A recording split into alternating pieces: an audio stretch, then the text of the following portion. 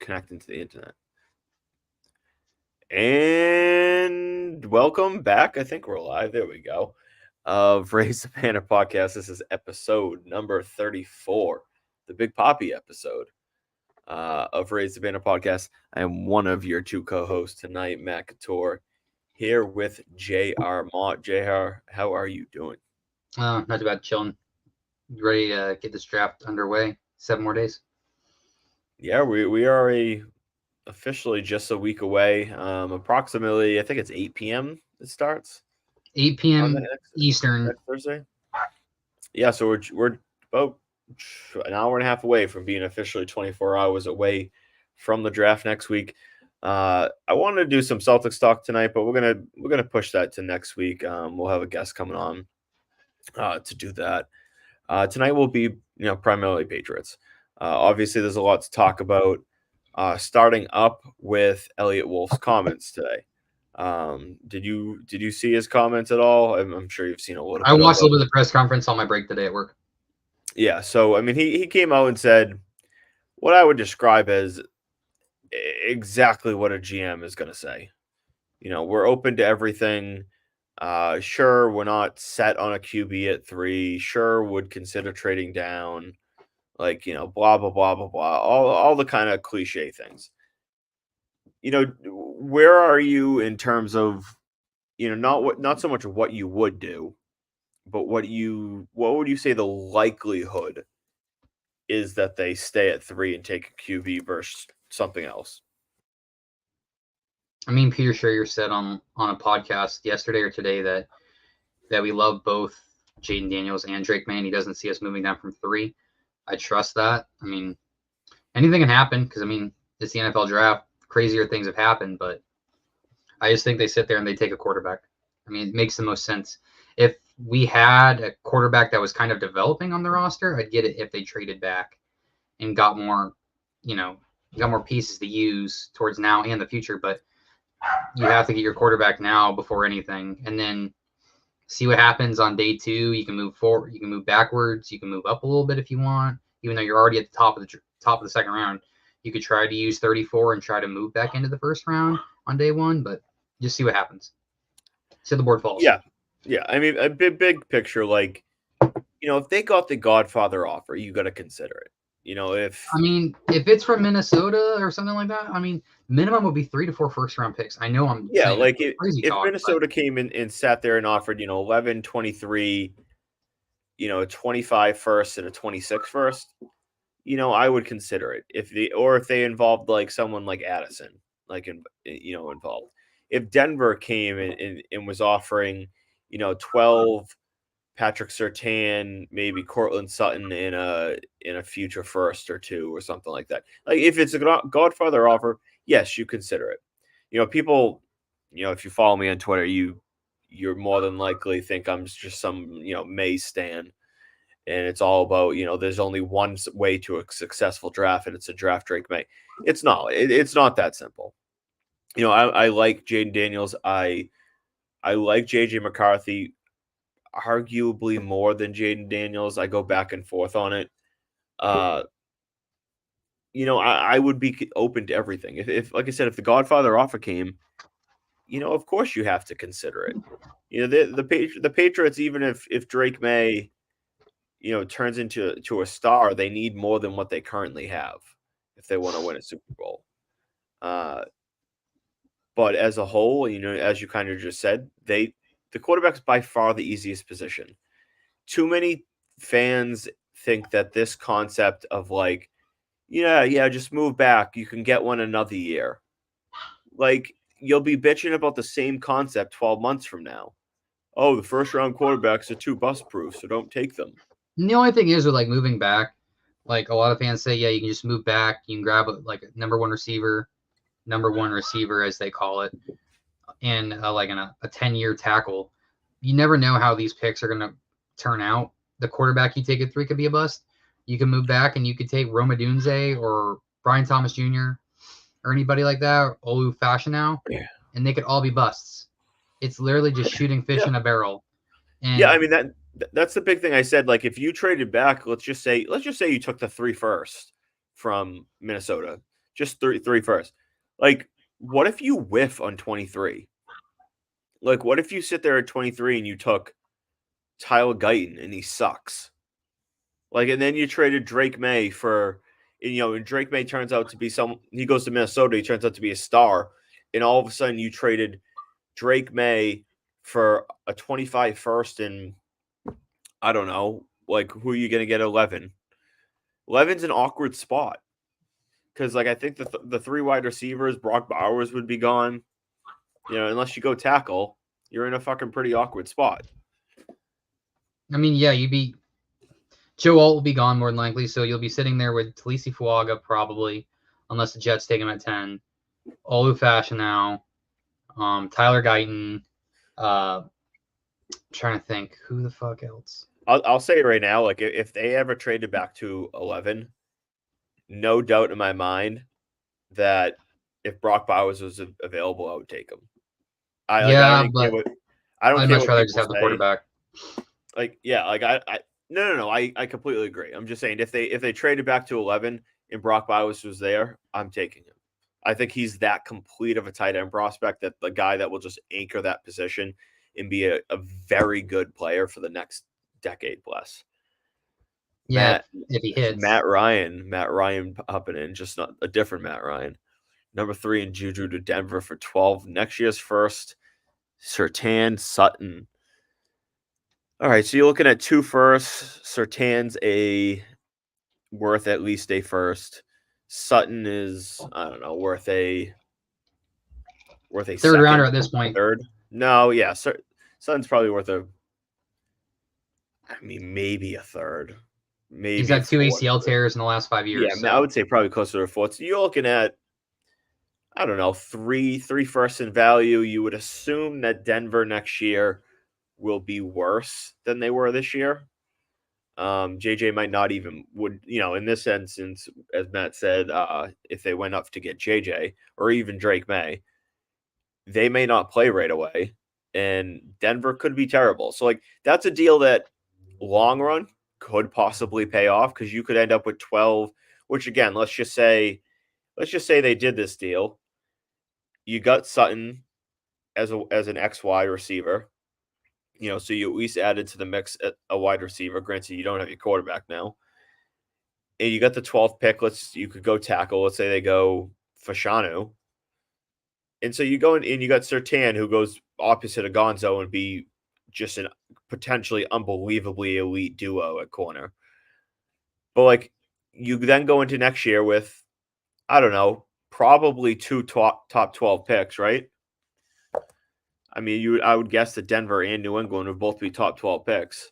I mean, even with that, like, yeah, Denver's shedding like salary with Surtain and Sutton, but you'd probably have to add a pick on just for them to take Juju. Oh, not in this instance. If you're getting a team to trade up to 3, you could attach any fucking name to the bank and they'll take them.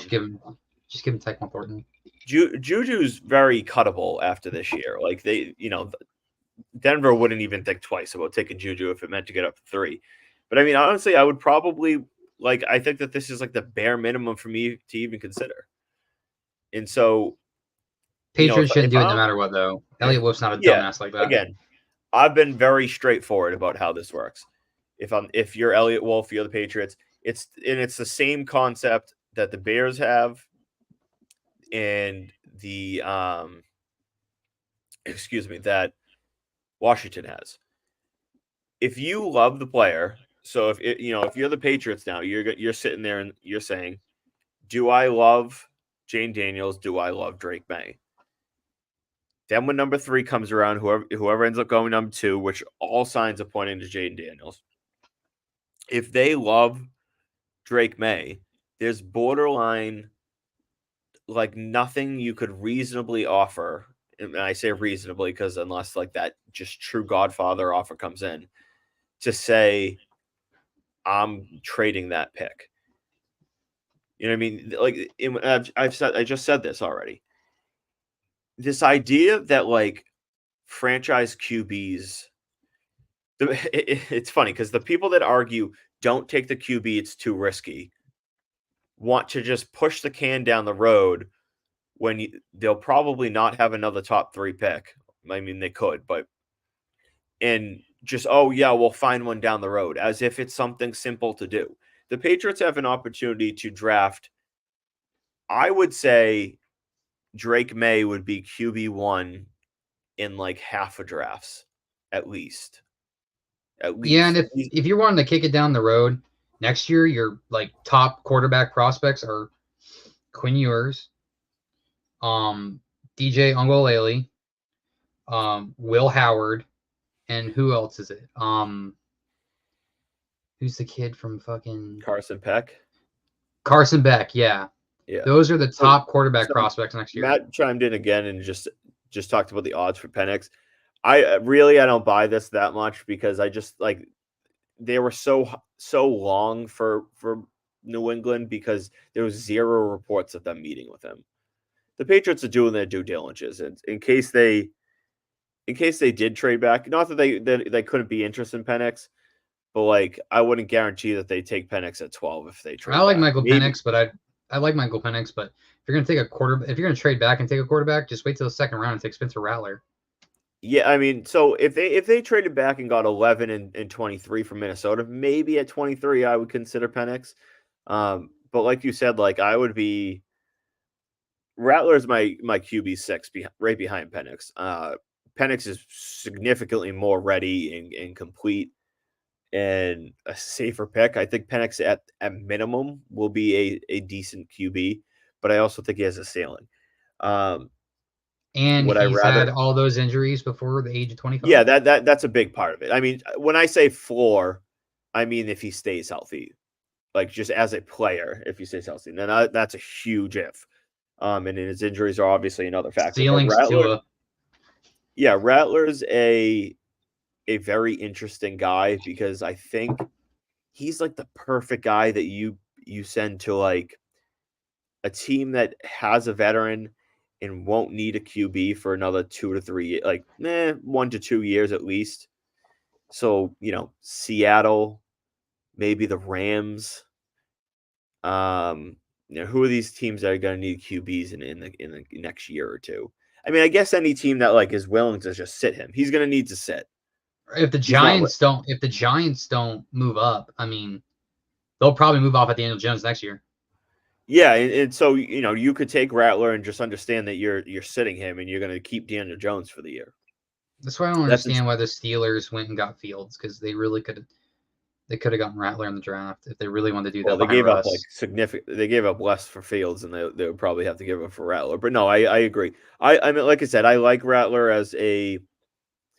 I mean, I wouldn't take him at 34, but like, maybe a late second round team. Like again, a team that like has a short term window at QB.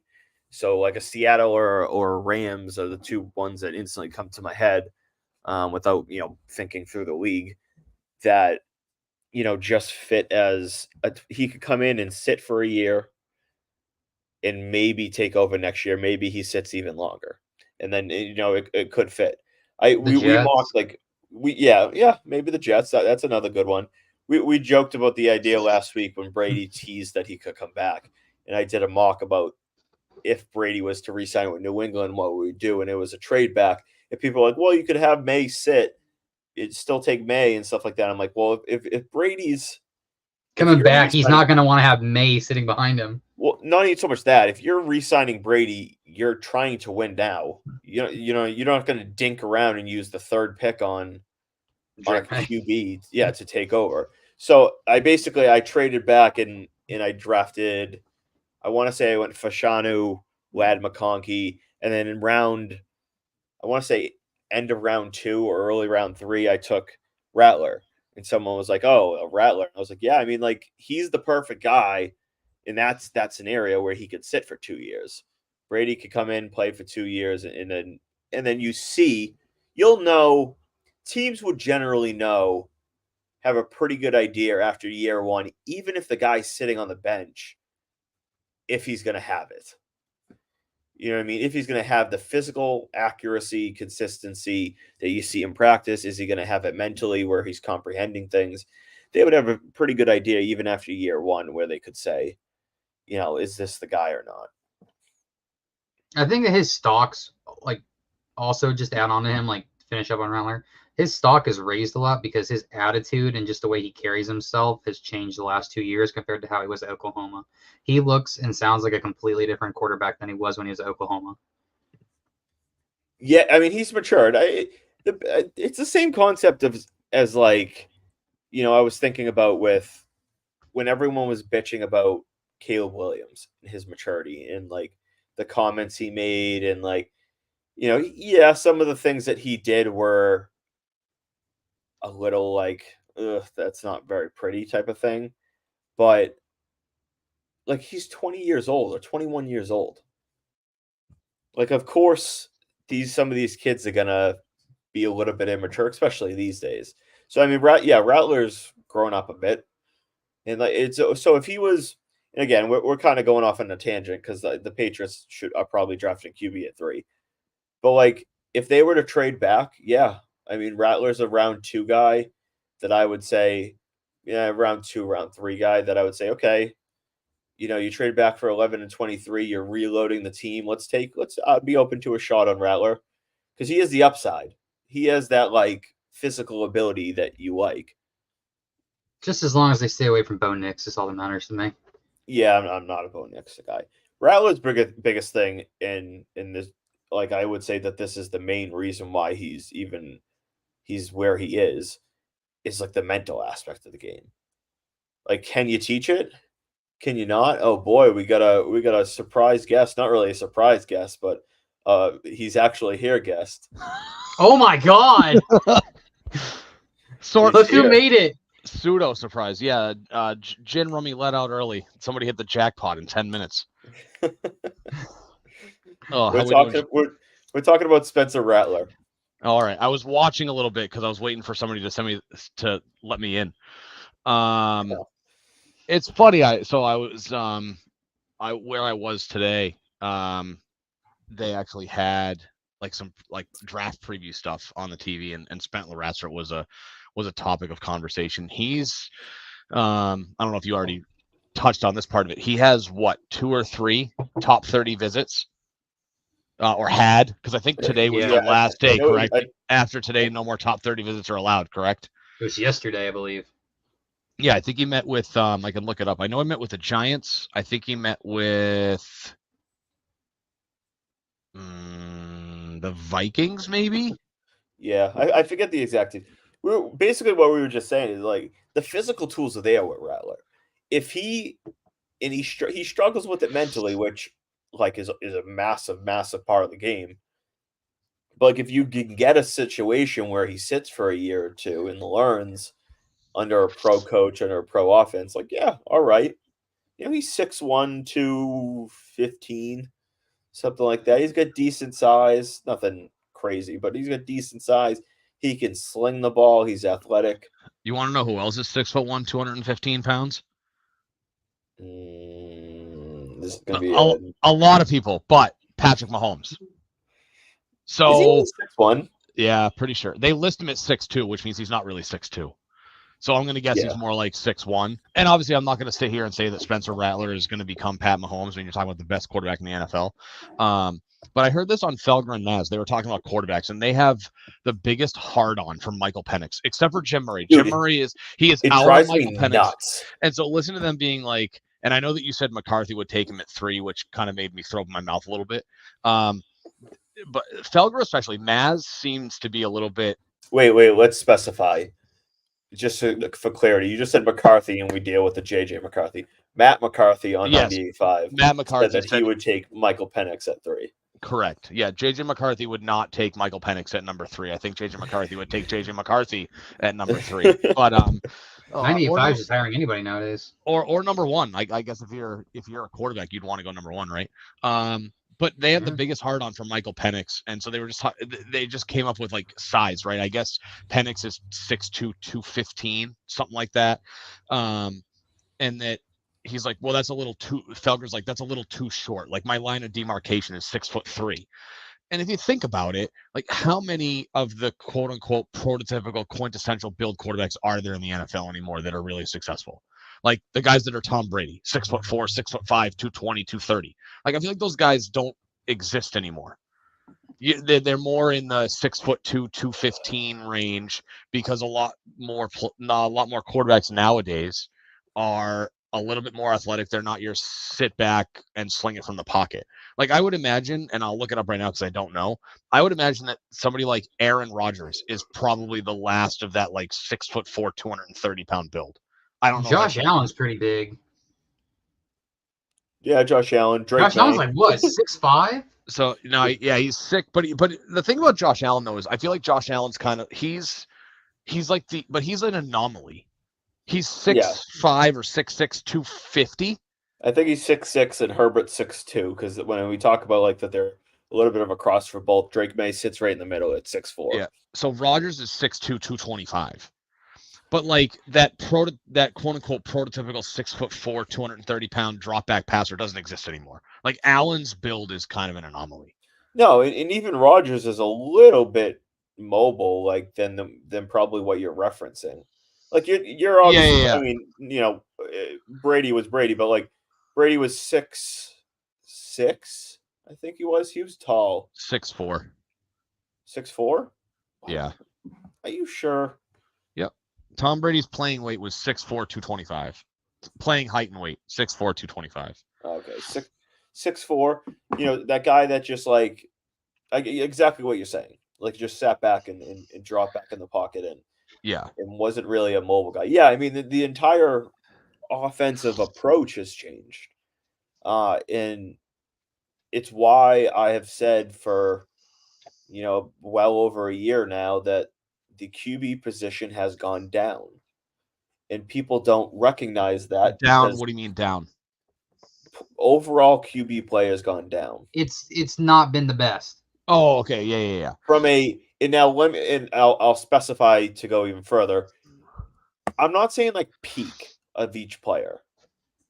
Because you're talking about what the like median QB play league wide. Yeah, game to game, play to play. Like obviously peak Josh Allen is elite, but you don't get peak Josh Allen every game. No, you get turnover. You get a lot of peaks and valleys with QBs nowadays, whereas I feel like you didn't have that 20 years ago. Exactly, and I think that's the biggest difference is consistency game to game is a lot lower than it used to be. And the answer is pretty simple, and people don't want to hear it because Brady made the comment. He's just being bitter, blah, blah, blah, blah, blah. People being selfish? No. They're not as smart as they used to be. And no, because a lot of them want to go for the big, flashy home run plays. No, not only that, none of them. No, it really comes down to just people rely, and this is whether the coaching has changed and developed or the player's self-approach has changed. I would say it's more the second part of the player's approach, is they're relying and they're more focused on their athleticism than they are mastering the position inside the pocket. It's easier and less work for them to sit there and say, I'll drop back and I'll scramble when I need to and I'll make the plays with my legs and my arms, instead of spending the hours in the film room and mastering the game from inside the pocket. And it's why every mobile QB that comes in, and I sit there and say, okay, you're mobile, but you can't throw for fucking shit, you're not going to be successful. Justin Fields is the fucking prime example of that. He came in the NFL. I said, have zero interest in Justin Fields. People go, why? He's so athletic. He can do all this and that. He looked really good in college. Oh, man. If you can't read a defense, you're not going to be good. You can't process a defense pre-snap, recognize what they're doing. If you need to make a change, make the change. Or after the ball snap, recognizing what's happening and what's coming to you and being able to adjust on the fly. And we're now 3 years into Justin Fields, and he just got dumped for, I don't even, what was it? A 6th-round pick? It was, it probably would have been, I think they had to trade more than that. Didn't they give up Fields and a 7th for a conditional 6th? Yeah, it can go up to a 4th if Fields like. Oh, I thought it was a 5th. I thought a 5th was the cap. It's a conditional 4th. Yeah, he has to play like 50%. Oh, okay. which or he's something not like that. which he's not going to unless Russell Wilson gets They're going hurt. to trade him for less than Mac Jones. Or gets benched. And the answer is, first of all, the Bears misplayed his market. They probably could have got more. But again, like nobody viewed him as a starter because he can't read a defense. So after 3 years in the NFL, if you can't, as a quarterback, drop back in the pocket, and you don't have to be elite at it, you don't. But if you can't drop back in the pocket and at least on an average sense decipher defenses and make smart decisions, you will never have consistent success at any point. I would agree with that. And I know that we're not going down this rabbit hole, but that's precisely the reason why I don't give any credence to somebody who says just build around Bailey Zappi. Because that's who Bailey Zappi is. He just played at a lesser school. And yes, he shattered records.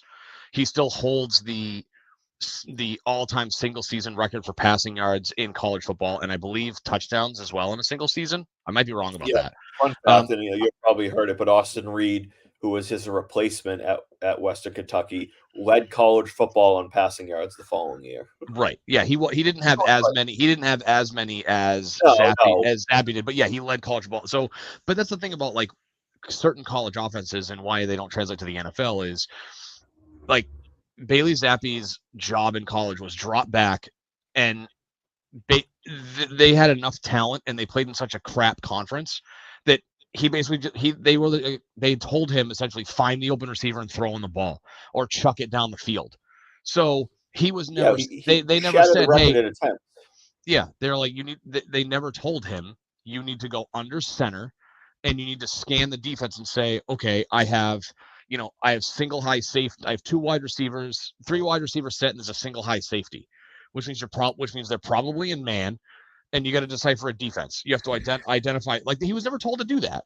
So that's why you see plays, and I'm not going to remember the exact situation, but I remember they were deep in their own territory against Kansas City.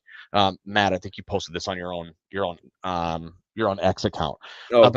He rolled out to his right and threw it to essentially nobody, and it got picked off. There was 1 Patriots player and 3 Chiefs players. Yeah, one guy wasn't like super close. It was like he was in like double coverage, and there was a guy in the area, and it was just an awful decision. Is because guys like that are not taught to decipher defenses pre-snap and say, well, this is what I'm looking at. This is what I'm probably going to get. Oh, that guy just, he came down to the box. Here's what I should expect. Guys don't do that anymore because I think that there's more and more guys coming out of high school and going to big name schools that are super athletic that can get away with not necessarily understanding a defense because their natural athletic ability has gotten them so far, especially at the high school level. The talent disparity, right, obviously gets less and less the further up you go. So some of these guys are coming out of high school as top recruits, and they, in a lot of cases, they're playing against defenses that like none of those guys are going to go to college. So because the talent disparity is wider the younger you are, I think that that's part of the issue. Is so many guys are so athletic now that they can get away with not understanding how to read a defense pre or post snap and go through progressions and find open receivers. Yeah, I mean, I'm glad you kind of brought this up about like the school and Zappi is just an example. I don't think that people recognize how much college QB snaps, how little they matter. No, excuse me, not snaps, stats. How little they really matter when it comes to evaluating QBs. For example, Mac Jones. If I was going to go QB Josh Allen. stats mattered so much, Jaden Daniels would be QB1, correct? I would say no. What do you mean? He had like 58 touchdowns and 4 interceptions this year. Only because Caleb Williams has done it for 2 straight years, and Daniels wasn't really much on the radar last year. I would say that it wouldn't have been a conversation if you were going on stats alone. It would have been, well, Caleb's done it for 2 straight years, and Daniels just blew up, so he's solidified. He would have been solidified QB2 a lot earlier than he has been, but I don't know as if he would have passed Caleb Williams strictly because Williams has done it 2 straight years. But I get your point. Yeah. So. And obviously Bailey Zappi's a pretty decent example of that. He put up dominant numbers, and he was a late 3rd or 4th round pick.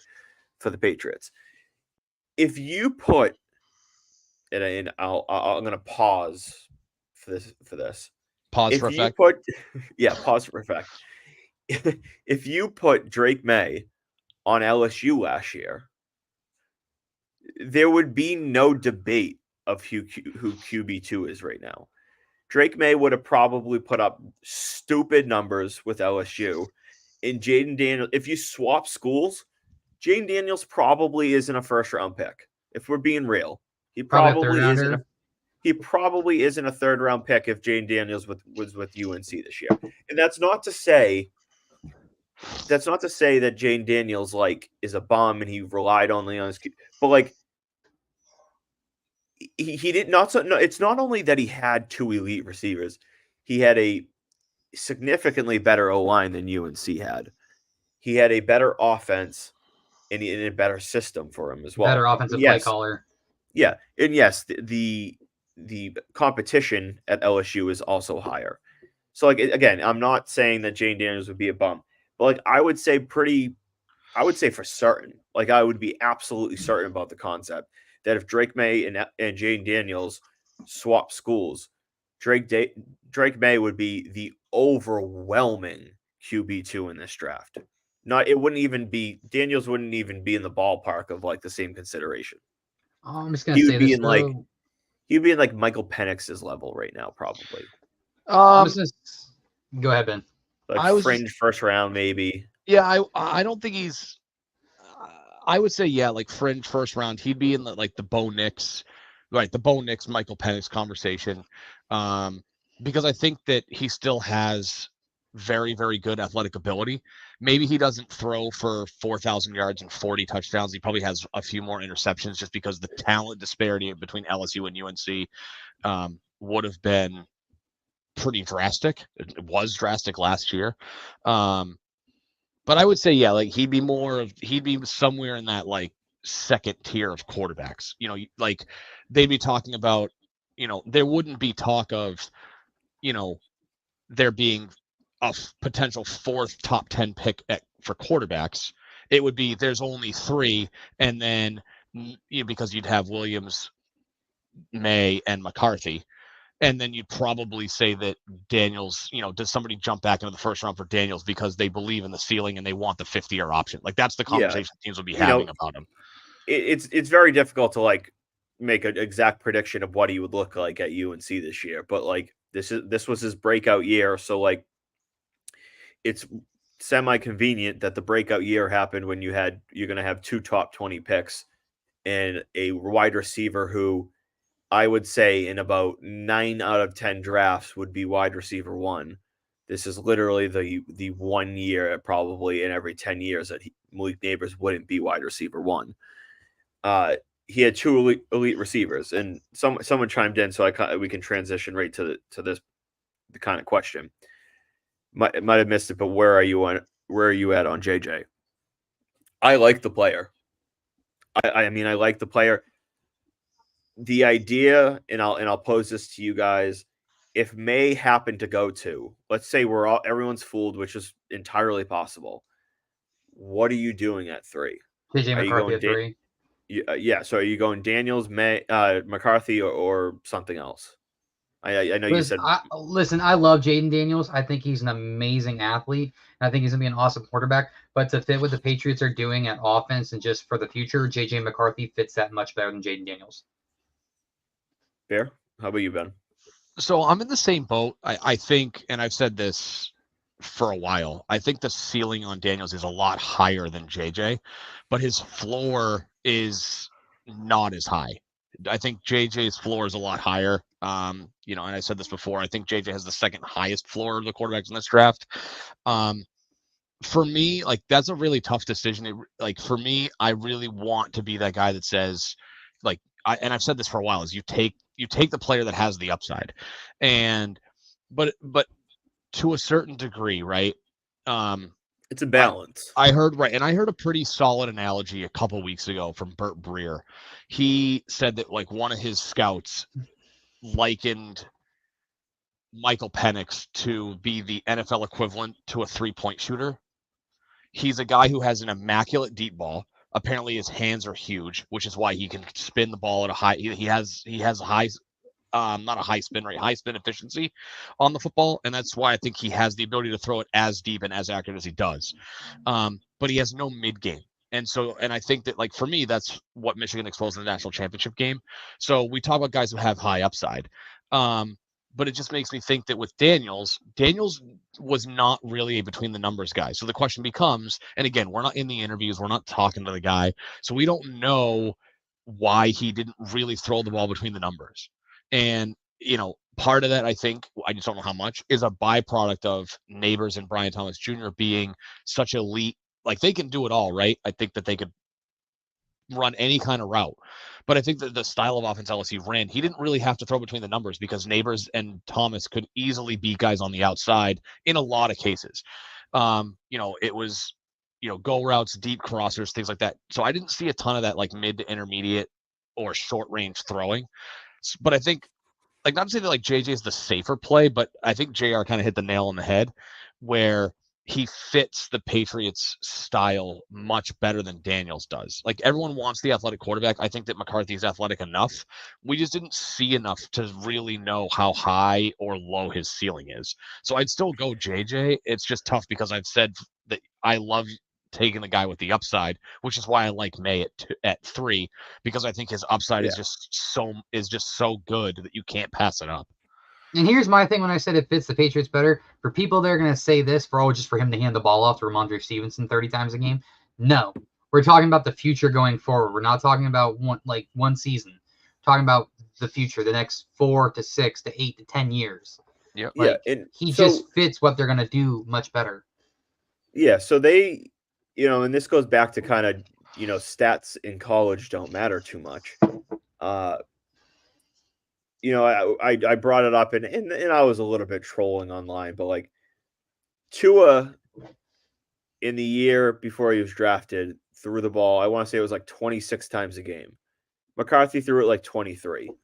Both of them were in the very bottom tier of like attempts per game of QBs drafted over the last like handful of years in the first 3 rounds, I think.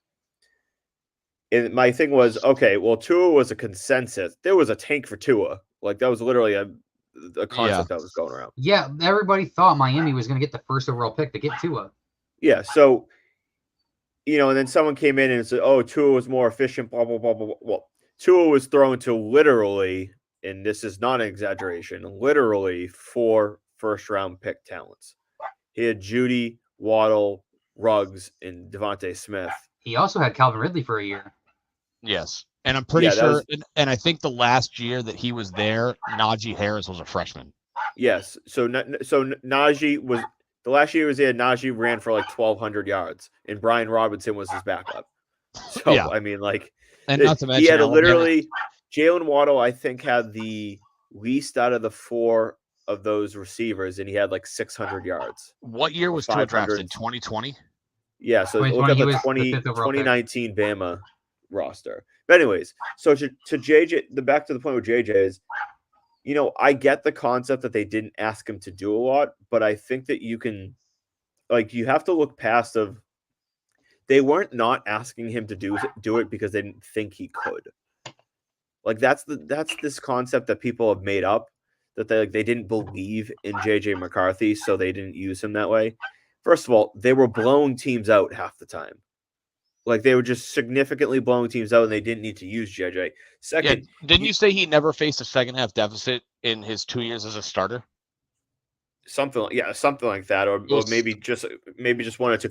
I forget. I could find it maybe, but like, he faced like 3 situations where they were down in the second half or something like that, and he played really well in all of them.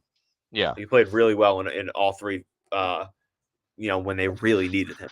And again, you have to look past the numbers and just say, in these situations, what did the QB do?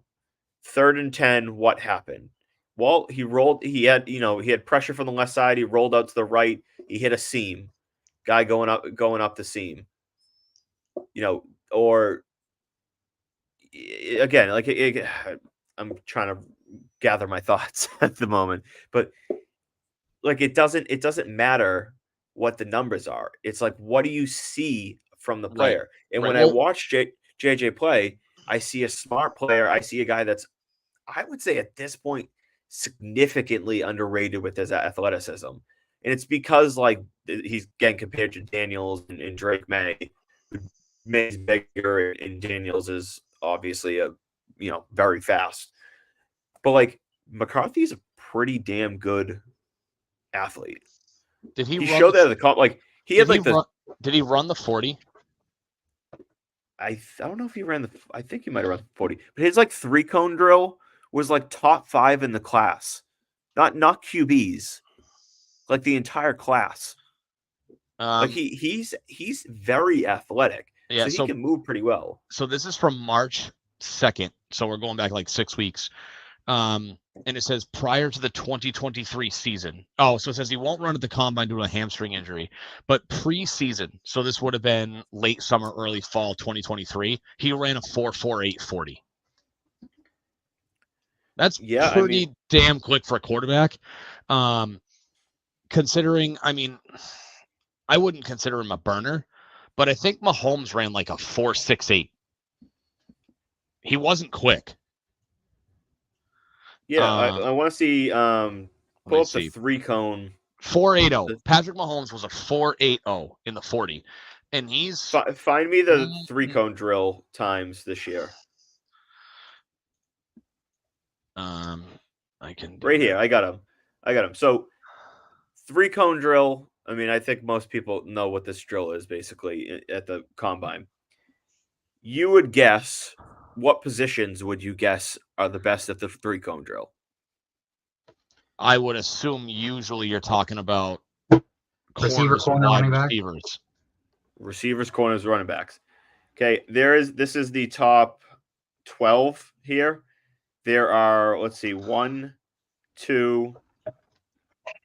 cornerbacks, 2 tight ends, 1, 2, 3 running backs, 1, 2, 3, 4, 3 wide receivers, and 2 and 1 safety. Oh, and mixed in the dead center of this, tied for the 6th best, was quarterback JJ McCarthy. Let me take a wild guess to say those corners were Quinion Mitchell and Terrion Arnold. The number 1 is Kamari Lassiter from Georgia. Wow. Yes. He had 6.62. Ryan Watt ran a 6.82. And then Miles Harden from South Dakota. So it went Lassiter at 6.62, Ricky Pearsall at 6.64, Luke McCaffrey 6.7, Isaiah Williams, the wide receiver from Illinois, 6.71, Tyron Tracy, the running back from Purdue, at 6.81, and then tied with Blake Corum, Ryan Watt, and Ben Sinnott, JJ McCarthy at a 6.82. That is freaky athleticism in terms of change in the direction, quickness for a quarterback.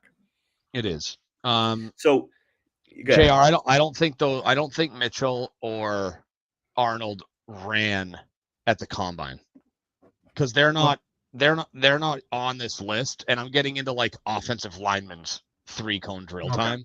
So I don't think they ran. And just to add on, you were talking about like stats don't matter, and I know that we've brought this up and Matt's posted this on social media.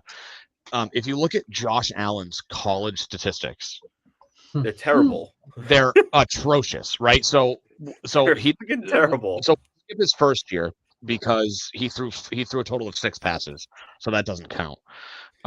So if you take that out, he completed 361 of 643 passes, which is good for just over 56% completion percentage, which is not good. Which is atrocious for college. Like the elite guys are throwing 70% plus.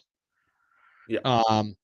And his full sophomore year, which is 2016, he had a 56%, 3,200 yards, 28 touchdowns, 15 picks. His next season in 11 games, so he must have, I don't know if he got hurt or they just didn't play him at the end of the year, 56.3%, 1,800 yards, 16 touchdowns, 6 picks. So you want to talk about it? You don't want, like, that's a prime example. You talked about that stats don't matter, this is a prime example because you're looking at Josh Allen, who talent-wise, raw talent, is a bona fide top 5 quarterback in the NFL.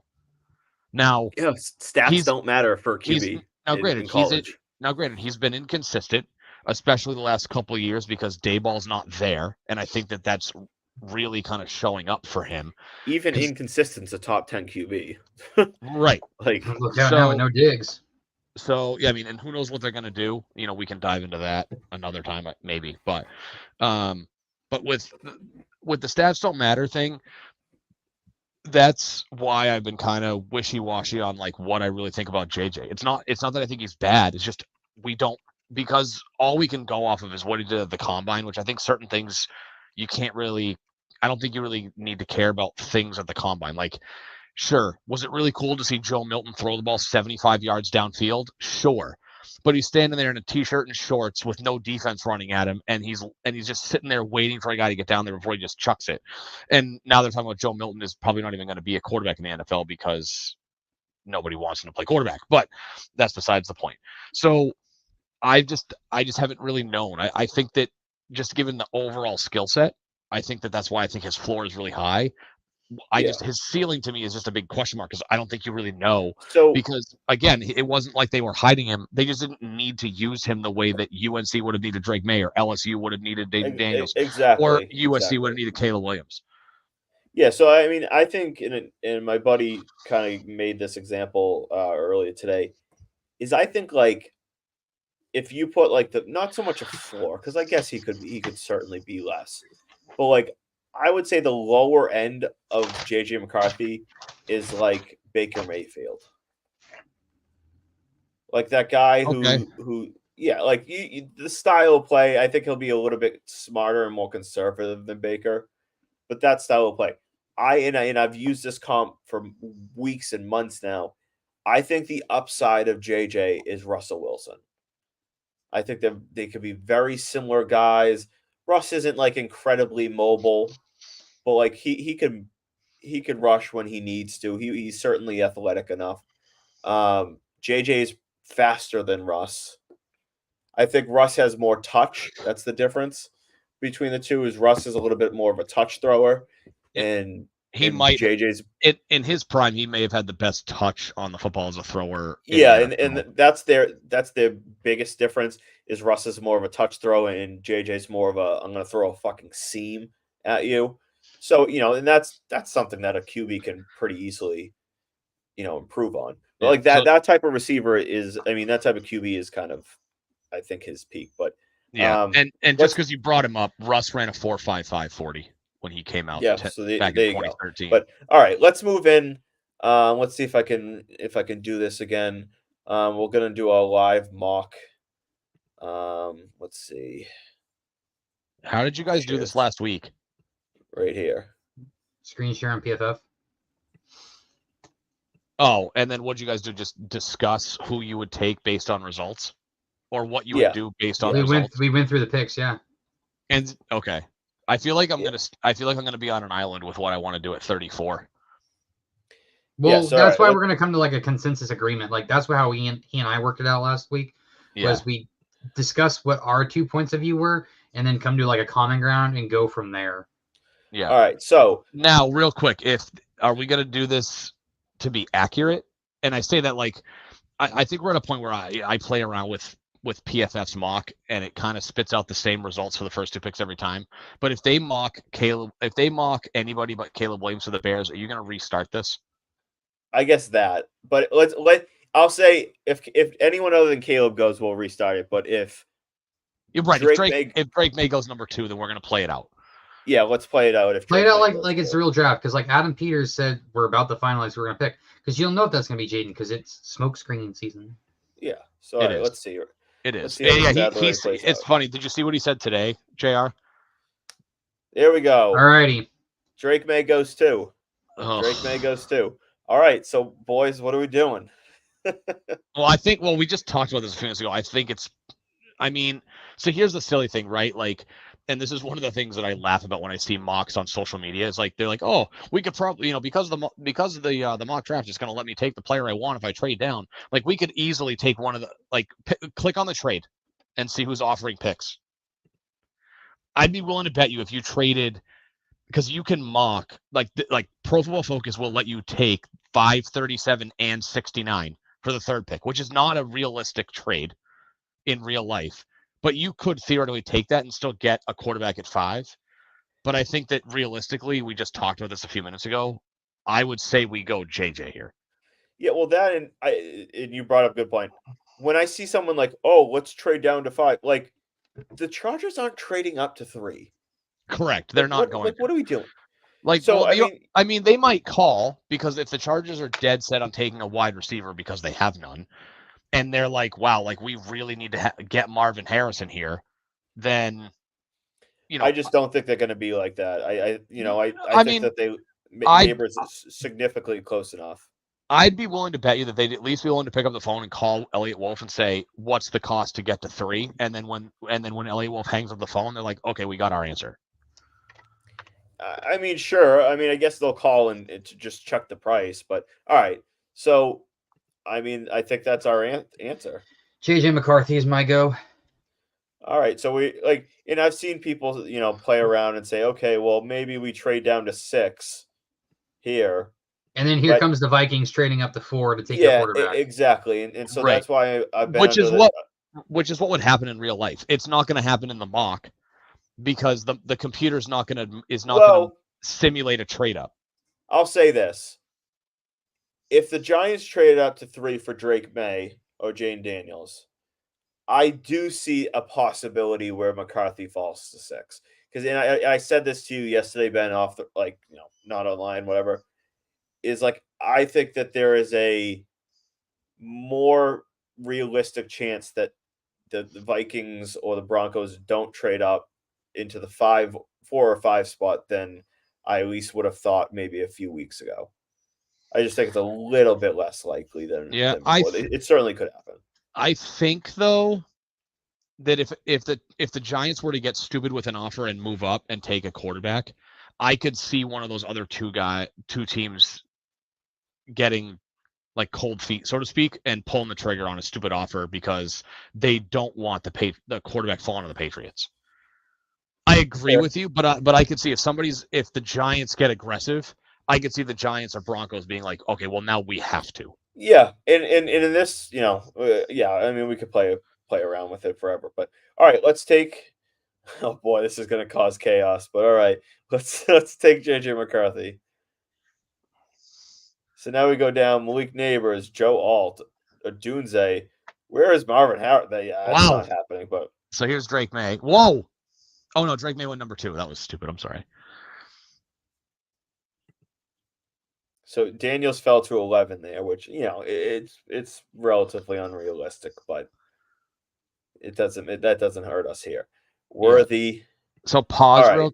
So this is the spot where, and I think they both already went. Tyler Guyton and Amarius Mims. I don't think it's not 100% right, but I have this strong suspicion that if there is a tackle that falls into the mid to late 20s, the Pats are gonna, because it won't cost a ton.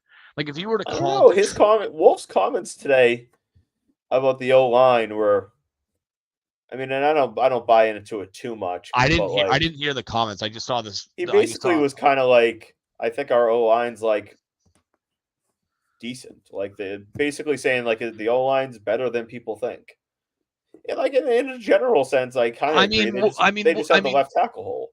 Would you be that surprised if, given the current status of the O-line, that they had wide receiver ranked higher than offensive line on their draft board? No, I would say, like, personally, I'm slightly leaning left tackle, but like if they went wide receiver at 34, they traded up for like a wide receiver, I would not be shocked. Yeah, I mean, we can't see who's on the board exactly. That's the one thing I don't like. But like 80 Mitchell is still on the board. That's the one thing. That's the one thing I pulled up on my phone last week and just looked at the Matt, scroll up all the way, like go through them. Yeah, so Daniels versus Arnold, Latham, Fuagu, Mitchell. Mitchell's not going to go. I mean, obviously this is I don't think Mitchell goes that late. See if Fashion. So we got McConkey. You got AD Mitchell. Worthy has been going early in these drafts lately. Yeah, they had him going 25, which is I don't know as if I don't think Green Bay would take a wide receiver at 25. No, but it is. We got to do Man, this how he'd be it plays fucking out. nice in that offense, though. Yeah. So you got McConkey here. You could trade up McConkey. You could trade up for Mitchell. I don't love trading with the Bills, but that's just because it's the no, Bills. but we could play it out one more pick and I guess try to trade with Detroit. If I really love Olu Fashanu, or what's his name? Fuck, not Kieran. Fashanu, you mean? Is King? Yeah, no, his last name's pronounced Fashanu. It's not Fashanu. Oh, it's Tony Fautanu. the kid from Washington. Not Troy. No. I'm talking about who fucking Kingsley Sumatia. He's the guy that you could probably get at 34. Well, he's been going in the first round a lot. Yeah, him and he also has a weird name I can't pronounce. Kieran, the kid from Yale. Kamiran Emediji. Yeah, that sure. We'll go with that. I hate butchering names. Both of those guys have started to slip on PFF's big board. Like I remember both of those guys being like top 50 on their big board, and they're not there anymore. Like one of those, like in a lot of mock drafts I was doing a couple weeks ago, he would be at least one of them would be gone before 34, and the other one would be if you don't take him at 34, you're not getting him at 68. Yeah. All right. So what do we want to do here? Let's hold on.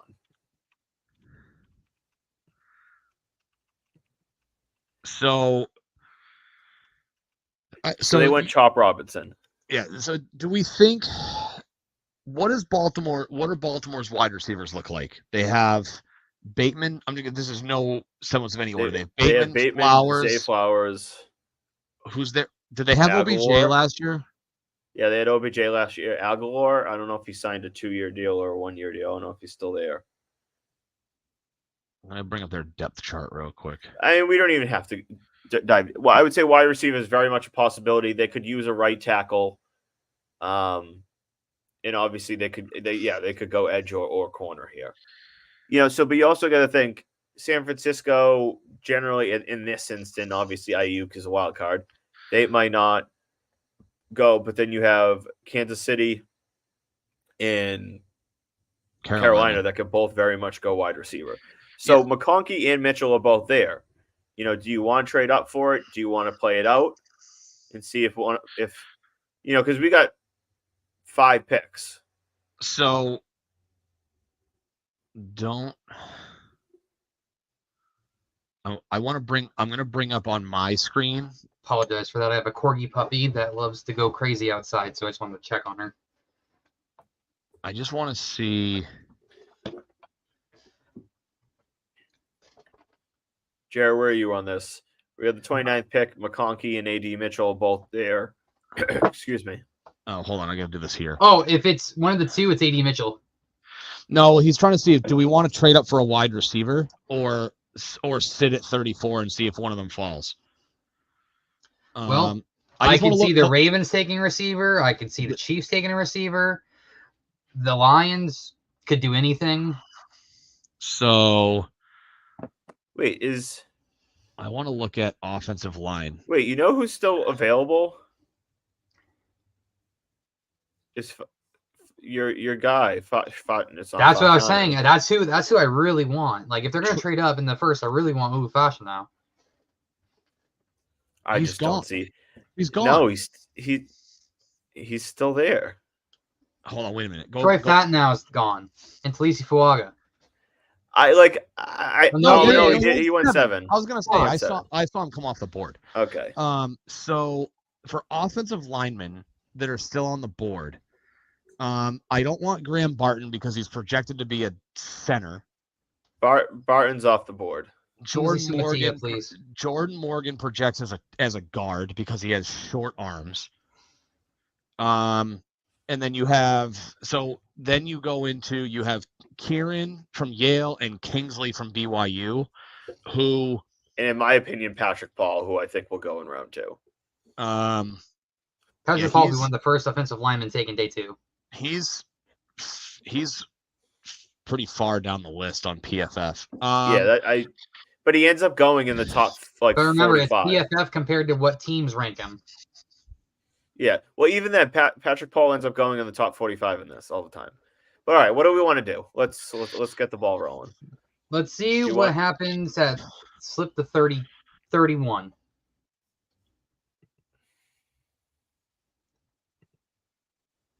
All right. Well, there goes Kingsley Sumatia. So you're looking at Kieran Menegy. So now, yes. Mitchell. So I would say, personally, at this point, I would play it out. Go ahead. Because all right, because you're looking at 2 receivers that you like in 3 picks. If they both go in those 2 picks, so be it. Then at that point, trade back. Yeah, it's obviously a risk reward, and if they love McConkey or Mitchell, like go get them. But it's a little bit of a numbers game of trying to predict. Well, and the other thing too, though, right? Like what is hold on. Don't actually make an offer. Don't offer the trade, but see it. Could we send a 6th round pick with 34 and get 31? What's the cost to move? I'm not going to do PFFs, but I'll do the draft tech. So 34 is worth 560, 31 is worth 600. So by their measurements, we would have to send a bottom level 4th, which we own. So we could maybe send them 137, which is an early 5. I would have sent them. I'm talking about a future pick. Okay, so you would probably need to send them a future 4th to make that swap. So maybe you get away with 2 5ths, but okay. I don't think they're moving back for a 5th. Yeah, just let it fall. All right, let it play out. Wow, that's a surprise. Mitchell goes. I mean, I guess not if they trade Ayuk. True. Okay. There you go. All right, here you go. So, all right, so now that we can see, wow, Kool-Aid didn't go 1st round in this mock. That's surprising. It's more random than it is PFF's big board. Yeah. So we can go McConkey. Keep going down. You got McConkey. You go Kool-Aid. I'd rather trade back. So hold on. So what are the offers? You got the Chargers. So you could so 34 to 37 probably also gets you not that much. Maybe a 4th rounder this year. So that is worth 30 points, and that is worth about 152. So the Chargers do the Chargers own something in that range? I would say let's put a premium, and you could probably get 140 for him. 37 and 140 for 34. What did LA take in the 1st round? It was Joe Alt, which means they're offering you to trade up because they're going to draft McConkey. So if you want a wide receiver, you're not getting McConkey if you trade back. So I found in mocks here, if we trade back just a little bit, we kind of get left in an awkward spot where I see there's not a tackle or wide receiver I love in that spot. All right, then let's just see what look and see what tackles are available and see what receivers are available.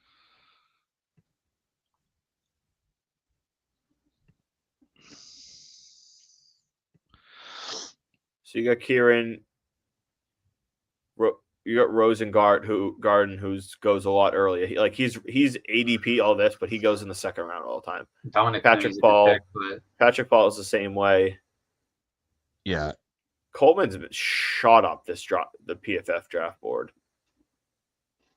and then you go at wide receiver.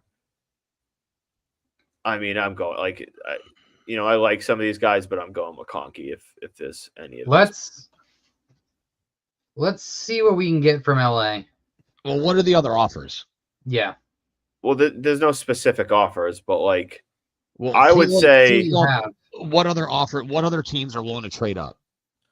so. This is an interesting spot, and I've mocked this a few times. Could you It's- get 41 and either 88 and or 91?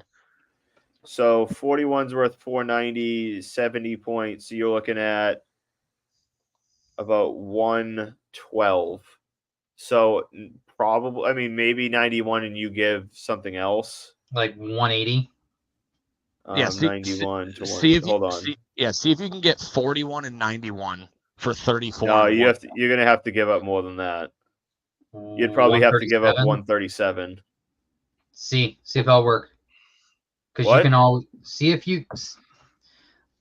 I think you really realistically have to do this. I know PFF will allow this, but that Green Bay is not doing this. See what they do for 180. Just see what they do for 180. See if they'll accept it or not. Yeah, they'll accept it. If they would do this, never mind without 180. I just I view that as rather unlikely. Yeah, like realistically.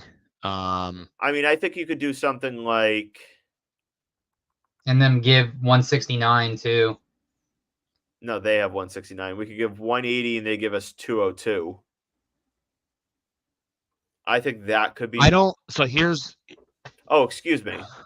No, so if we do 91 and 137, that's basically, I think, even swap. But do you want, is that what you're shooting for? Where, you're just looking to move up later instead of add more picks? I would say, from a general standpoint. Well, and Green Bay's not that. So Ben, you've sent me this mock before and someone mocked it on one of the mocks. Is that it's 34 for 44, 112 in a 2025 fourth. I'd do it.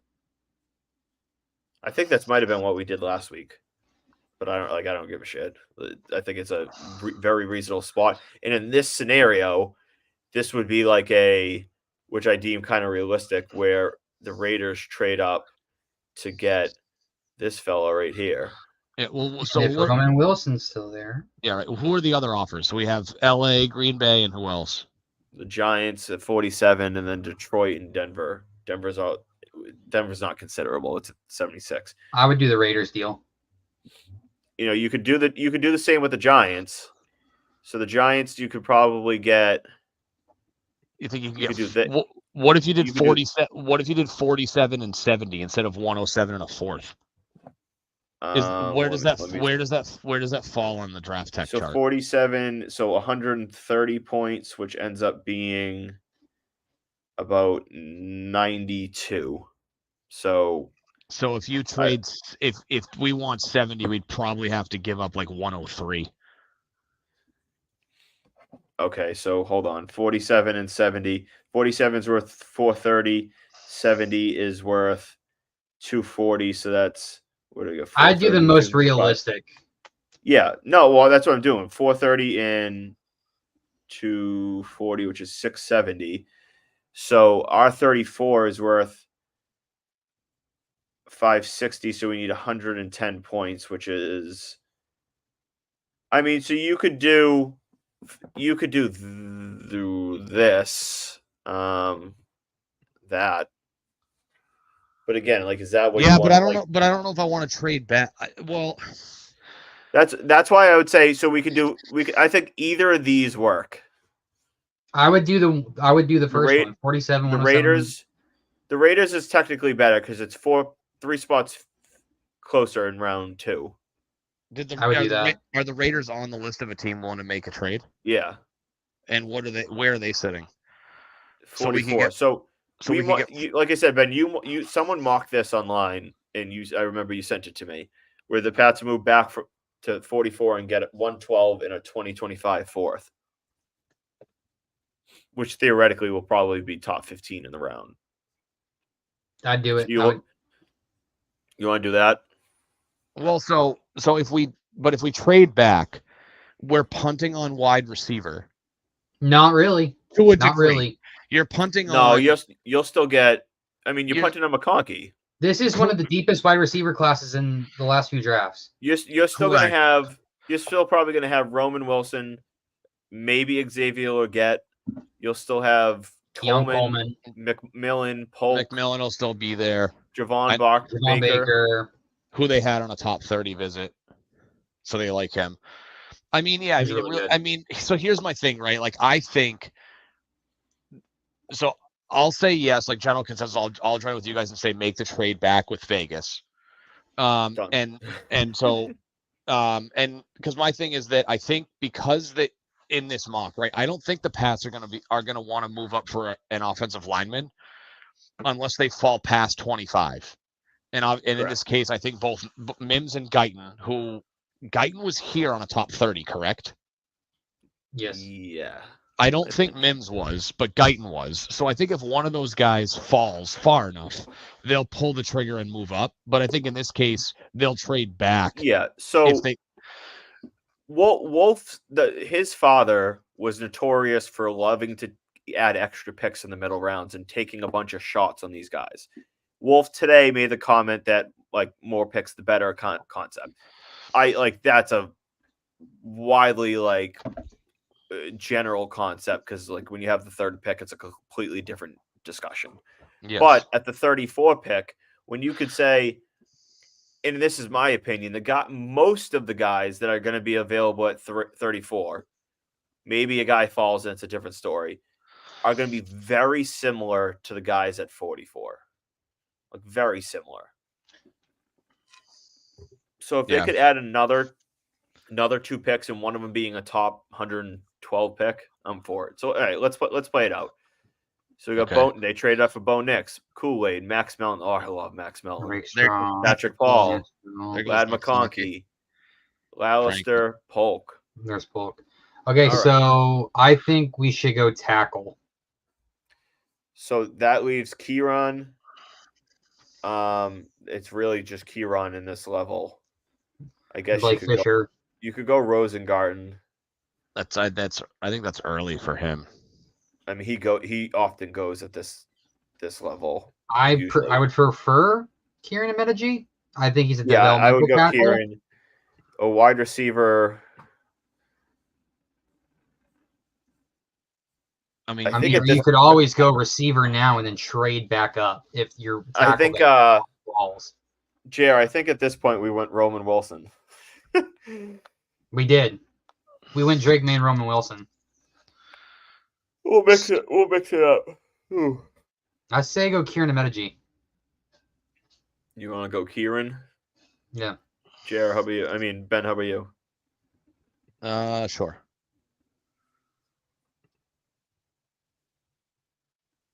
All right, so we're going to watch how this plays out because we could maybe trade up. Giants take Legette, Coleman. You could probably get Wilson right now if you wanted. So you can trade up for someone like Wilson. I mean, I'm higher still on the board.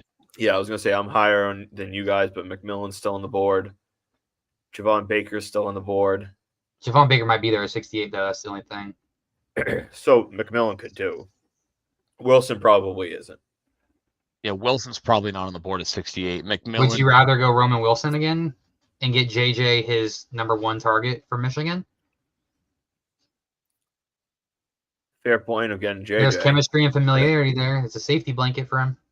I like where your head's at. So 68 to 58. You'd probably have is worth 250. You'd probably have to use maybe 70. You need to give up 112. I was gonna say you'd probably have to give up 112. 112 is an exact even match. Do it. So wait a minute. If it's an exact even match, see if you can squeeze like 202 out of them. Well, of course you can. Yeah. What happens? I don't know. Call me crazy. Is it weird that we're using a pick that we acquired because essentially you gave up 34 so that you could take a tackle and a wide receiver? Well, it's essentially trading 34 and 68 for 44, 58, and a 2025 fourth. That's right, because So we got that's right. You 'cause we moved got, back 10 spots, moved we up got- 10 spots, and added a fourth. That's right, because we acquired the fourth next year. So it's okay. And then what? We draft Roman Wilson.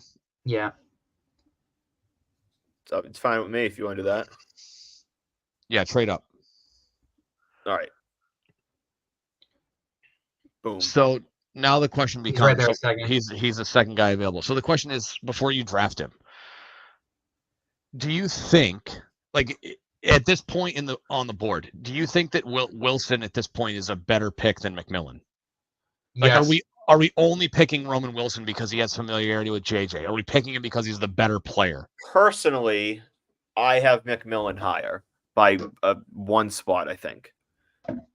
But it's like, crossing hairs, and I like the familiarity, but at the same time, if we're being realistic, I would take the better who's player. the wide receiver, who's the wide receiver coach for the Pats, just spent the year with Washington. So he has he has more experience on McMillan and Polk and Odunze than any single coach or executive outside of Washington staff. Outside of Seattle's OC, who was Washington's OC. Yeah, and in terms of the player, they're basically the same build. McMillan has an inch on Roman Wilson, but they're both 6'1". What did McMillan weigh in at? Wasn't he closer to 200 pounds? I think he was I thought he was like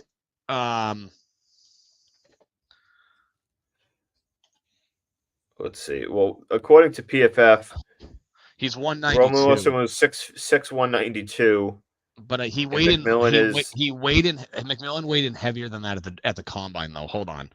So Roman Wilson's combine measurements were 5'11", 185. Okay, and Jalen McMillan's, let's see, was I think he was like 6'1", 197. 6'1", 197. So he's definitely got a little bit more size. And they basically play the same game. Like their style of play is very, very similar. I personally, I would go McMillan just because I think he's a slightly better player. Again, we're splitting hairs because I really like Roman Wilson too. But there is also the chemistry effect, which I don't think is a big deal. But, McCarthy obviously knows Roman Wilson very well. What would you do, Ben? I would take McMillan. Oh, Jesus. All right, I'm gonna flip a cashew cover right now, and that's just say, "Hey Siri, flip a coin." So okay, just to all right, so to compare. Hold on. So heads will be McMillan, Roman Wilson, and then tails. Okay, will be heads McMillan. will be Roman Wilson. Tails will be McMillan. Hey Siri, flip a coin. It's tails. All right, McMillan. I don't know if you can't. No, you can't. I can't see it. The background. I trust you. All right. We'll trust the Matt Couture. It's rigged. He doesn't like Roman Wilson because JR likes him. All right. So here's the other part of this too, right? So probably at 103. And I know that he probably won't fall this far, but when I do mocks myself, my favorite player to take at 103 is Ben Sinnott out of Kansas State. I don't know as if he'll actually be there though. He's probably gonna be there. I think he's gonna be a top 3-round pick at this point. And I've seen some people put him as tight end 2 now. Behind who? Bowers? Yeah. Wait. You said 2? Oh, sorry. Yeah, above Sanders. All right, so it's tough to make trades at this point because you can't tell who's available. Xavier Thomas isn't. Yeah, let's just play it out. I would just let it fall. You got 10 teams ahead of you. Like, you go best. You could go best player available at this point, but also at the same time, There's been Okay, so Snyder. All right. All right. So I do like Cade Stover if you're going to go tight end. So Christian Mahogany came in for a visit recently. Yeah, Michael good. Hall is fucking DC. underrated.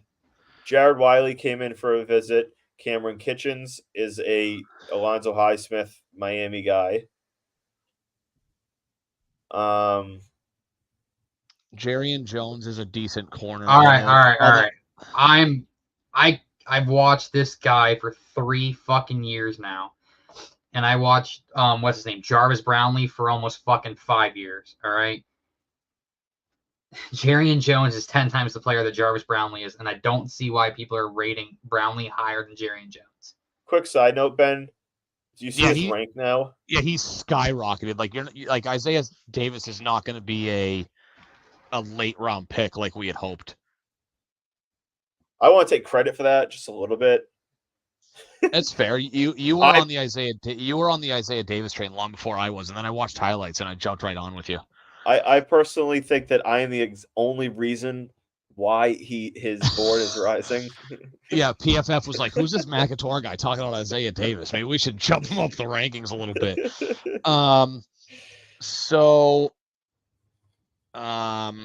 Wait, go back up a little bit. Where was? So there's also, I think he visited the Patriots too. He's also underrated. No, wrong way. Slowly go the other way. Trevondre Sweat, other way, has been kind of falling down boards. Other way. There you go. Yeah. So his ADP is 84th, and he's now in the 120s. Supposedly he had a DUI. I think that's what I read. So the other thing too is if you're sitting at 103, who's at the top of the board on PFF's board? So go back up. Top of the board? Yeah, so the thing here is I would love it if pick 137 turned into Muhammad Kamara, but he rarely falls that far. You almost have to you can take him at 103, but he tends to go in the 120s. So usually you have to trade up from 137 to get him. I would take Kamara here. Yeah, so he ends up going in the late 120s, so before 137. I mean, I wouldn't hate the pick. I usually with this, like the last time I did a mock myself, Ben Sinnott was still on the board, so I ended up taking him, but Kamara just didn't fall to me at 137. So I mean, I wouldn't hate the Kamara pick here because I'm really high on him as an edge rusher, and they certainly need that. Jared, where are you on this? What's it between? Is it between Cade Stover, Muhammad Kamara, and who else? Probably you really could be anybody. I think Mahogany. I think he's a very possibility. The dude can just play. Like I really like him. The dude could just flat out play. You talking about Kamara? No, Cameron Kitchens.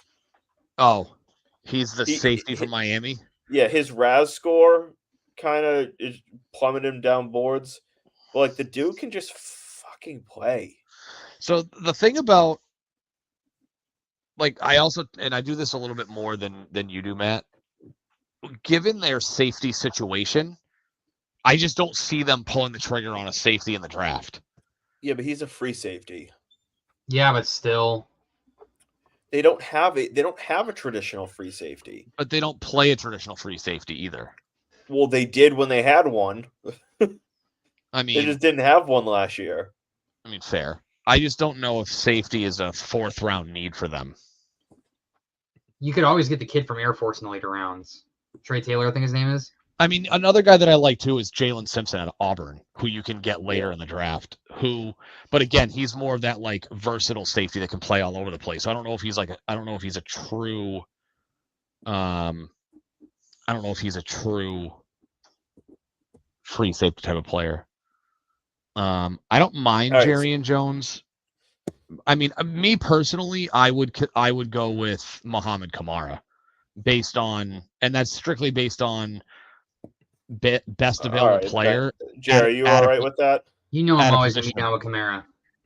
Done. At a position of need, he's the best available player at that spot. All right. If there's anyone you want to trade up for, we can look when we get a little closer. If Javon Baker's not gone, Wait, he's still available? Yes. No. Pause the draft. Just Control F Baker. The fuck is going on? You're asking him to do some fucking whiz kid computer work right now. Nothing happened for me. So it probably means he's still on the board. He's on the board still. If you hit Control F, well, you have a Mac. Do you even have a control button on a Mac computer? Yeah, Control F. Nothing happens. Well, you got to click into the PFF screen. Now hit Control F. Nothing. You don't get a drop down. Wait, he ran right here, you fucking jackasses. Oh. Well, you scrolled right by him, your fucking fast fingers.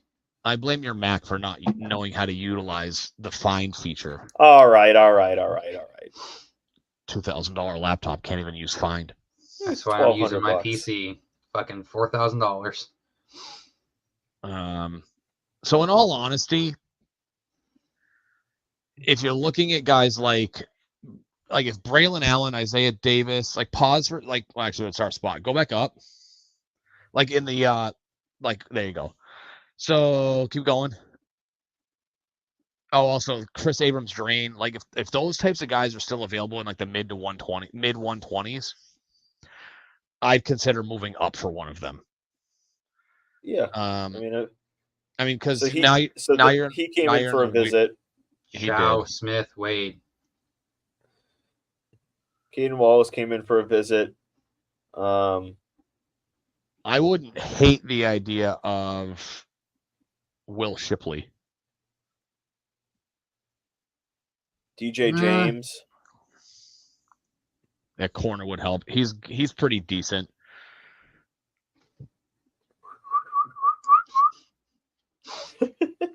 He's revving my engine right now. Honestly, I think I would say that we can trade up from 180 for him. He's probably going to go in the 6th round anyways. He will in this draft. He's realistically I think he's going to be going. He's going to go to the top 160, 150 maybe. Yeah, I think he's got mid 4th round potential. Yeah. I like DJ James out of all these guys so far. We do need a corner. Just see what corners are available. Kamal Haddon is really good. This Cam Hart. Miles Harden is a decent guy, but I don't know anything about him. Yeah, I don't really love. Just based on what you're looking at, he plays not that this is necessarily a bad thing, but he doesn't play Division I football. Yeah, which generally I don't care too much about that. If you can play, you can play. I know, Mitchell. But if you look at his PFF scores in the games against subpar talent, they're not that great. Yeah, Chow, Smith, Wade. I just don't really like his size. He's a playmaker. I go back to DJ James. Yeah, if you're gonna go, this is man in zone. Man in zone. This is my thing. That is a big thing for me. Yeah, the only issue is his size concerns me. He is 6'1", 165. He's thin. He's thin as hell. He's taller for a corner, but he's not. Yeah, but we see scrawny corners are successful all the time. Yeah, it all depends on how hard he's willing to work. I just look at that and the size of receivers have gone down. Yeah, that's true. What's the write up on Cam Hart? He's more of a zone guy. He's more of a zone guy. I'd rather go DJ James. Thoughts, JR? I like DJ James. Done.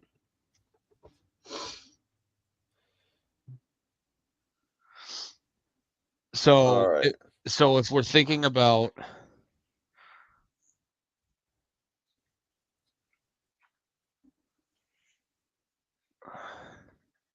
Jalen Coger. Wow. Oh, he There goes went. I was gonna. there goes Jaheim Oh. Bell. Jaden Sheridan goes 161. Did he shoot up draft boards in PFF? I think so. Because he used to be a guy you could get like the 6th or 7th round. All right, I have a tight end that don't hate on me right now. AJ Barner from Michigan. I do like him. By the way, we're not taking him because he's absolutely not going to be here. I'm not even going to bother. And we could do a Bill Belichick's do and take a punter. No. I was joking. Is it Michael Barrett? I like Michael Barrett. He's a pretty good linebacker. So Trey Taylor's here. So I've done Is it Dylan? A Dylan. Dylan Lobb. So go back to the top of the board.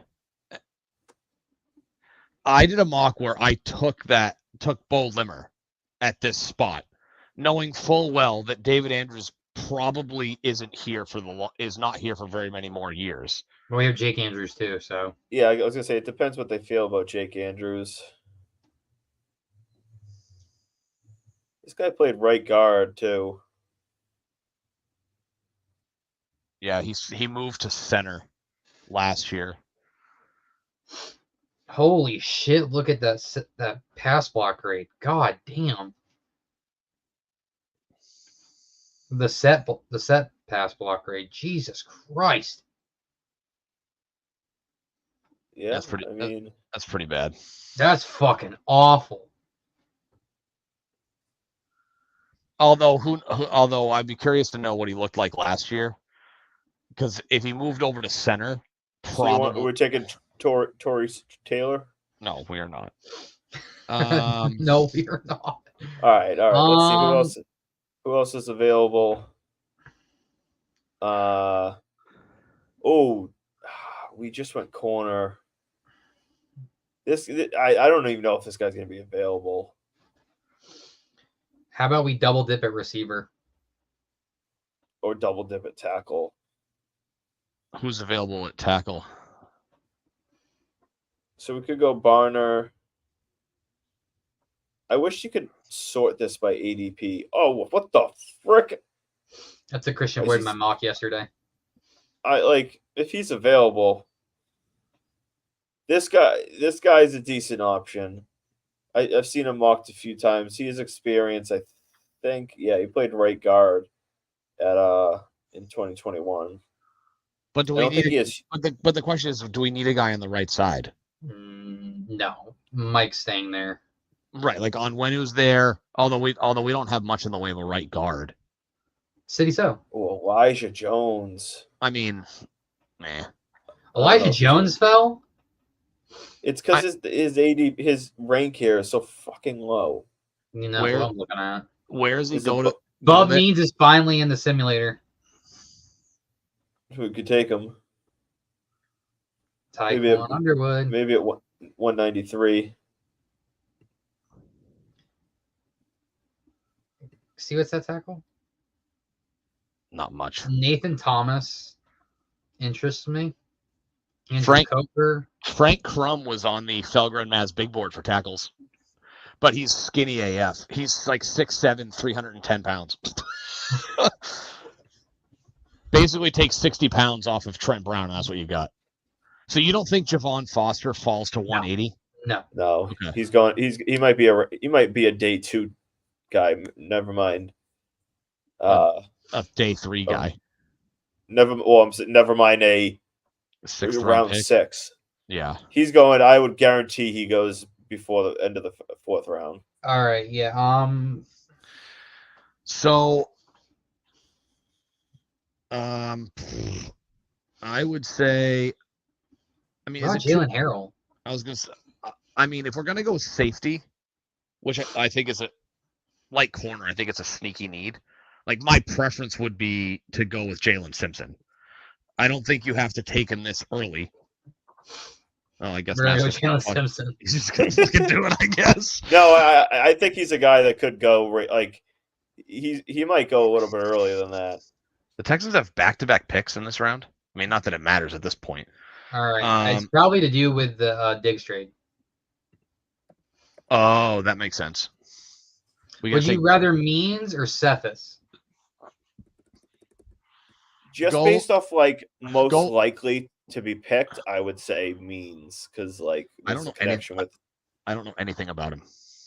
He went to Pitt. Tequan Underwood, who's our assistant wide receiver coach, went there. Oh, and by the way, Evan Lazar Alex Barth loves him. I mean, we can go there. We can go. I like Michael Barrett. Let's go Bub Means. All right. Why not take a flyer on him in the 6th?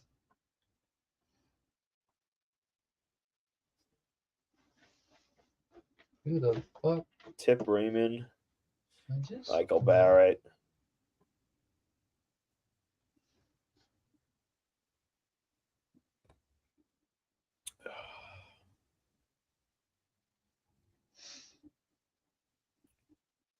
All right.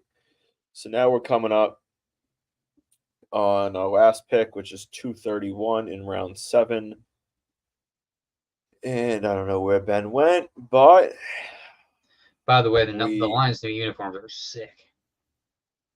All right, so we go Will Ricard. I wouldn't hate the idea of taking a kicker because I'm not a. Is it Reichard? Will Reichard. Yeah. Ricard. Hey, look, it's Bailey Zappi's replacement. All right. So he visited. This guy reportedly visited the Patriots as well. Wait! If he's available, he's gonna pick. Yeah, Mark he has Perry. to get picked. Dude, dude's visited with the Patriots like 6 times. We just took Jalen Simpson. Oh yeah, we just took Jalen Simpson. Oh, frick off! I was gonna say this: if you want a good take Joe Milton and put him at tight end. If you want a good defensive player, and this isn't the homer in me because as you can see, I didn't go any FSU at all. Fabian Lovett is a really good consolation prize if you miss on Christian Boyd.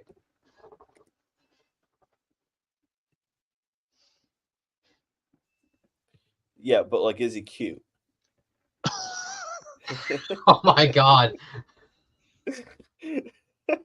What the fuck? He's good, man. I enjoyed watching him, bro. All right, Ben, where are you at? Marcus Harris is good too. I mean, I don't love Chad Ryland. I wouldn't hate the idea of taking a kicker. Riker's probably going to be UDFA. But he's he's either going to go before this because somebody's going to take a flyer, or you could just sign him after the draft. I would say we can go Lovett. We can go Dylan McMahon. Devonshire's still on the board. I mean, I know he took a corner, but Daquan Hardy's still there. Not the greatest corner, but could take Trey Knox.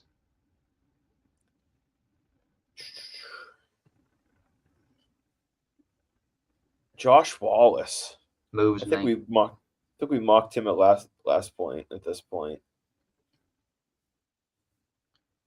Scary Franklin. Evan Wilson. Okay, we don't need a safety. I think the Pats were met with him at the Shrine Bowl, if I remember right. Drake Nugent's another option. I actually kind of like this pick right here. Yeah. Hey, pair up. JJ with his center. Oh, the chemistry right there. I would say Nugent or Lovett. What does Lovett play? Is he inside or outside? He plays both. He can play both. So he's not gonna play inside a ton. That depends on what they run, right? Because they have Barmore on the inside. Yeah, and we don't have Lawrence Guy. I mean but we took Muhammad Kamara, who was And the idea is Keon White should take a lot of reps there. So I don't know I don't know if Lovett makes a ton of sense based on who they have and what we've done. I mean, and yeah, I don't know. I would vote Drake Nugent, just so we can finally get a Drake. All right, go ahead. Good, we're done. I'm sorry, 25. Fabian. I tried, bro. Now he's gonna go to the 24. Cowboys and be fucking all pro.